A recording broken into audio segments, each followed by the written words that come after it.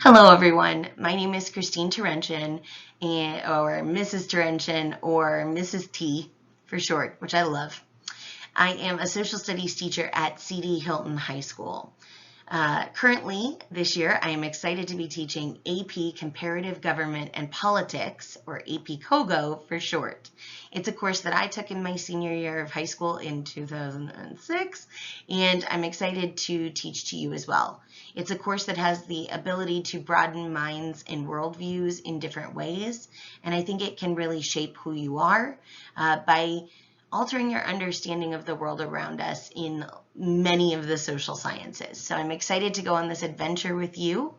I figured before we got started this year, it would be a good idea for me to take the time to introduce myself to you fully so that you know who I am and what my background is, because everyone's background and identity shapes who they are as a teacher. So in order to get to know why we're doing what we're doing, it might help to know who I am. So this PowerPoint presentation where I've recorded lectures and turned it into a video is all about getting to know me, some of my favorite things, and my background. Thank you so much for joining me for this presentation. As both a history and a politics teacher, I find that whenever starting a story or a process, it's best to start at the beginning. So the people on the left-hand side of the screen are my parents.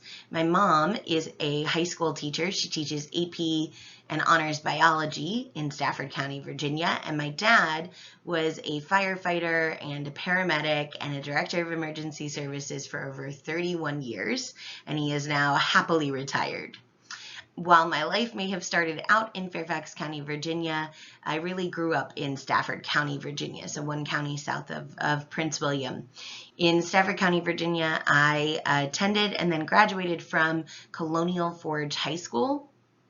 And after graduating from Colonial Forge High School, I attended the University of Virginia in Charlottesville. I attended the University of Virginia from 2006 until 2011, and in that time I completed both a bachelor's degree in history and a master's degree in secondary social studies teaching. I had an incredible experience at the University of Virginia. I had the opportunity, as you can see by the picture of Notre Dame, to study abroad in France for an entire summer.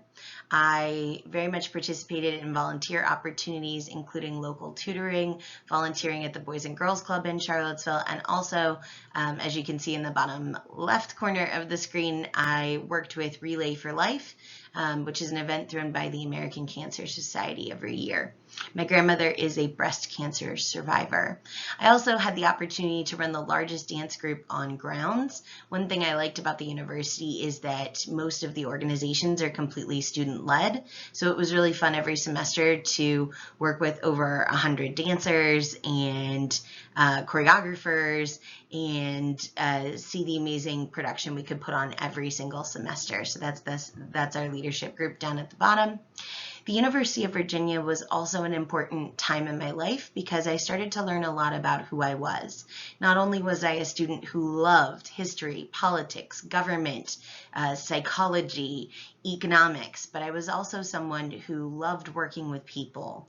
And what I found is that not only did I love working with middle and high schoolers, but I also loved working with students that were new to the University of Virginia. So I served as a resident advisor, which would be an RA for short. RAs, or resident advisors, live with other students and they serve as mentors and advisors at the University of Virginia. And I specifically chose to serve in what were called first year areas. So basically it was my job every year to welcome 18 to 20 first year or freshmen students to the University of Virginia and to serve as a mentor and advisor and as a resource for them for the entire year while they started their year at the university. I also then served as an orientation leader, which means that I got to welcome hundreds, if not thousands, of students every summer to the university and talk about why I loved it and serve as a resource even from the moment that people came to grounds or to campus. These two Jobs that I held both as an RA and as an orientation leader dramatically altered me as a human being and as a person. I really loved getting to know and work with students as they transitioned from being seniors in high school to being first-year college students. So teaching AP Comparative Government and Politics for me is a win-win. Not only do I get to teach about a subject that is probably my absolute favorite subject in the entire world, but I, on top of that, get to help students transition from their last year of high school into whatever their future holds, which is something that I have loved doing for a long time. After graduating from the University of Virginia, I accepted my first teaching position at North Stafford High School. I was a teacher at North Stafford High School for 5 years, and in my time there, I taught Modern World History, also known as World History II. I taught Honors World History II, United States and Virginia Government, and I founded the AP Psychology program. I served as both a leader of the Modern World History teachers and as the Social Studies department chair. I coached the dance team and I ran our school's travel program. You can see students and I in the Roman Colosseum a few years ago. After 5 years of teaching at North Stafford High School, my now husband and I decided to transition both of our teaching careers up to Prince William County. And my first position was at Ripon Middle School. I was there for 1 year and I taught U.S. history, modern U.S. history to 7th graders, while also helping sponsor our school's history and geography B teams. After 1 year at Ripon Middle School, I had the opportunity to transfer to C.D. Hilton High School, and I took it. This will be my 4th year at Hilton High School, and I've had the opportunity to teach Modern World History, also known as World History II, U.S. Government, AP World History, and AP Comparative Government and Politics. So those are the courses I've had the opportunity to teach. Just before I transitioned to Hilton High School, I married my husband. You can see us there. Some of you might recognize his picture. He is Mr. Terenchin is a high school science teacher who teaches at Hilton High School as well. This year he will be teaching astronomy. In the very top left corner you can see probably my favorite dog in the entire world. He is our dog. His name is Winston. He's a Cavalier King Charles Spaniel. If you don't know what those are, you should look them up because they are the cutest dogs ever. Basically, he is 18 pounds of love and the softest fur rolled into one. He wants to be everyone's best friend and lick your face and cuddle and play. So he's a lot of fun, and I'm sure in a Zoom call you'll catch him wandering around or sitting on my lap. What do I love to do when I'm not teaching you about government and politics? I love a lot of things. My hobbies include baking. One of my favorite things to bake are chocolate chip cookies. I love to knit and to craft. So I mostly knit blankets and gifts for friends and family. But I'm also doing a paint by numbers of Paris currently. I am trying to get back into walking, running, and jogging, although it's a bit more difficult than I remember. I love to travel, but COVID has made that a bit more difficult, but I do love to spend time at the beach, if possible, over the summers. And if I had to pick my favorite hobby, it would be reading. The top row you can see from the stationery shop all the way over to Love and Other Words are just some of the books that I had the opportunity to sit down and read this summer.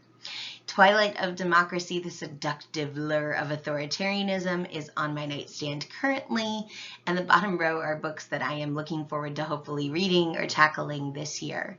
When I was younger, I really just stuck to fiction, but now I'm really excited to read more about the countries that we study. And so I've been very fortunate to sort of weave and go back and forth between fiction and nonfiction this summer, and I hope to continue that during the year this year to learn even more about our cocoa countries through one of my favorite hobbies. Now, I know from the roster some of you are former students of mine, and if so, you would have had me 2 years ago when I was on a cart and moving from room to room. Last year, I was able to get my own classroom, and this is how I set it up last year. I want you to know that I wish that I was speaking to you from inside my classroom, either at back to school night for my for the parents and families that I'm addressing now, or in the classroom on the first day of school if you are one of my students for this upcoming year. I want you to know that if we do go back into this room, of course the setup will look a little different, but I will try to continue to bring you into a warm and inviting classroom. So this year we'll be studying AP Comparative Government and Politics. I'm not going to say a whole lot about what we're going to study and why we're going to study it and how we're going to study it, because I have that recorded in a separate video where I go over some of the details on the syllabus and the content from this year. So check out that other video to learn more about the policies.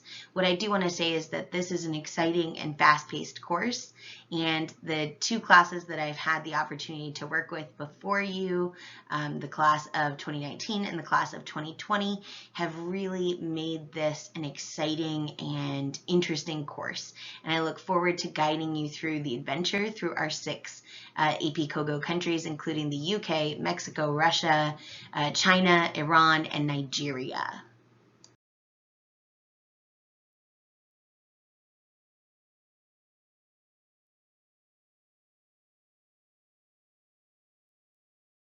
And my final words for this video, I want you, whether you're a student that I'm going to teach this year or a family member or guardian of a student that I'm going to teach this year, I need you to know that I love teaching. Teaching was not, nor has it ever been for me, a fallback career.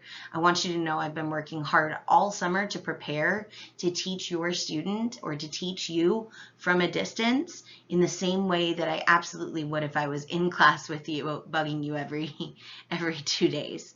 I want you to be successful here. It is my goal for you to learn about the world around you.